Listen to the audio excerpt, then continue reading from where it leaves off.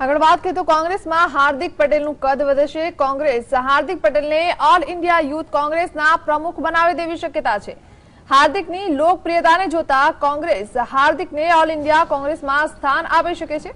અલ્પેશ ઠાકોરના કોંગ્રેસમાંથી રાજીનામાનો લાભ હવે હાર્દિકને મળી શકે છે અને પક્ષ તેને ઓલ ઇન્ડિયા કોંગ્રેસમાં મહત્વની જવાબદારી સોંપી શકે છે। તો આ વિશે વધુ માહિતી આપી રહ્યા છે અમારા સંવાદદાતા કિશન।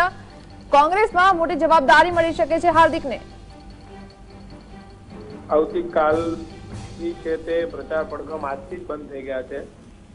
23મી તારીખે ગુજરાતમાં મતદાન થવાનું છે ત્યારે હાર્દિક પટેલ પાટીદાર અનામત આંદોલનને લઈને ગુજરાતમાં ચર્ચાનો વિષય બન્યા હતા।